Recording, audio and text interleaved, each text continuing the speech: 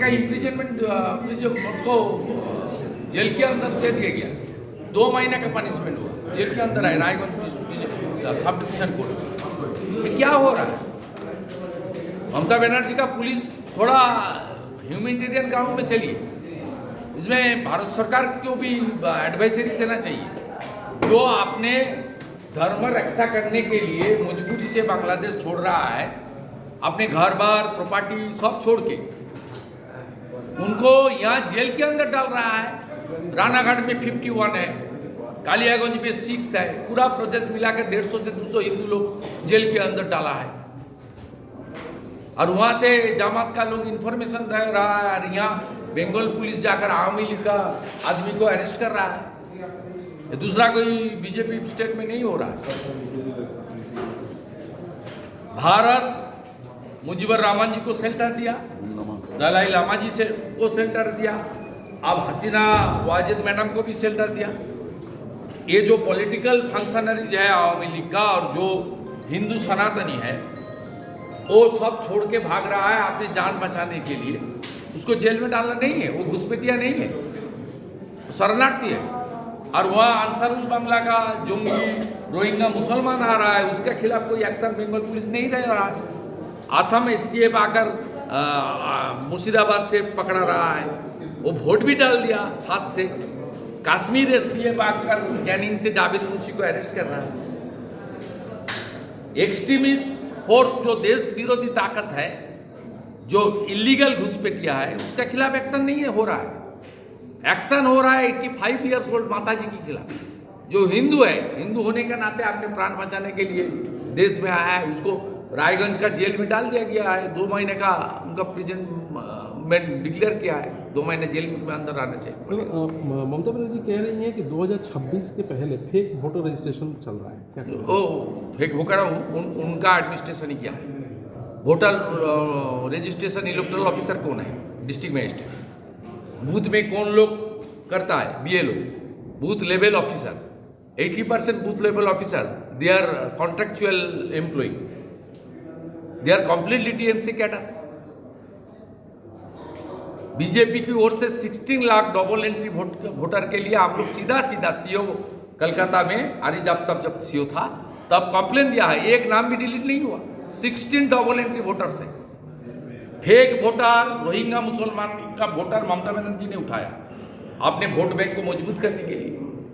हम लोग का जरूरत नहीं है, हम लोग का मांग है डबल एंट्री जो है उसको हटाना चाहिए।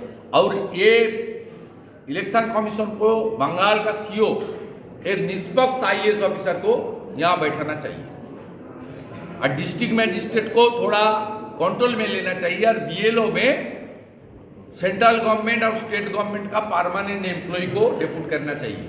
कोई contractual casual part timer employ not allowed as BLO booth level officer. Delhi में जो स्टैम्पेड हुआ उसको क्या करेंगे? दुखद इंसिडेंट है। इसमें पब्लिक को भी थोड़ा अलर्ट रहना चाहिए था और स्टेशन में भी जो कुछ आपका अरेंजमेंट टाइट अरेंजमेंट होना चाहिए था, वो दोनों पार्ट में थोड़ा लैकुना है। अब तो दुखद घटना है। तुरंत रेल मंत्री काम कर रहा है, सरकार काम कर रहा है, कॉम्पेंसेशन डिक्लेयर हुआ है। जिस तरीके से सड़क में Delhi police, Haryana police, UP police, Bihar police, Madhya Pradesh police जो UP से सटा हुआ एरिया में जो उनका मैनेजमेंट है, अरेंजमेंट है, 200-250 किलोमीटर पहले से जब ओवर क्राउड हो रहा है उसको वापस भेज रहा है। जहां जाम लगता है वहां पुलिस आकर पानी का अरेंजमेंट, फूड का अरेंजमेंट कर रहा है। इस तरीके से रेलवे प्लेटफॉर्म में भी होना चाहिए था।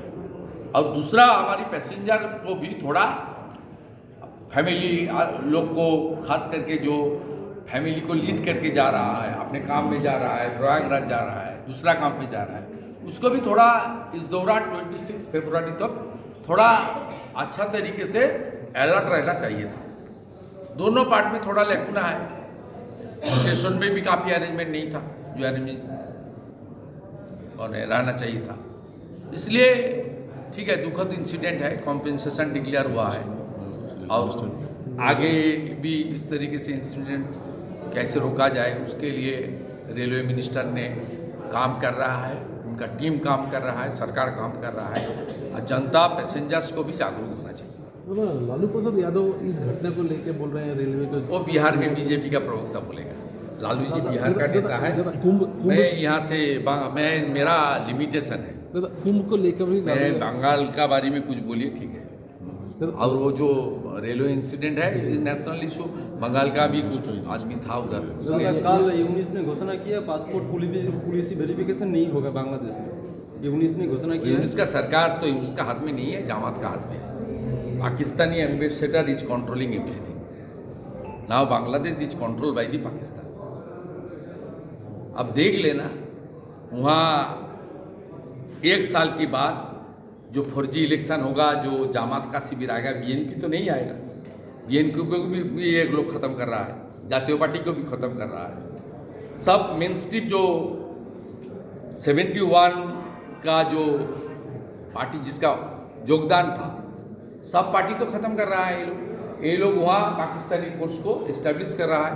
और पाकिस्तानी फोर्स जब इस्टेब्लिश होगा, उनका जो बी टीम गवर्नमेंट में आ जाएगा, तब वन फाइन मर्निंग देख लेगा, मार्जर का इशू हो जाएगा। आप पाकिस्तान का साथ बांग्लादेश को मार्जर कर लीजिए। जो फोर्स बांग्लादेश चला रहा है, जिसको इशारा से यूनिस काम कर रहा है, वो फोर्स कम्प्लीटली 71 जब बांग्लादेश क्रिएशन हुआ था, तब ये इस फोर्स प्रो पाकिस्तानी फोर्स था, जो 93,000 सरेंडर किया है। ये लोग ही सरेंडर किया था, ये राजा का, ये लोग का हाथ में ही आप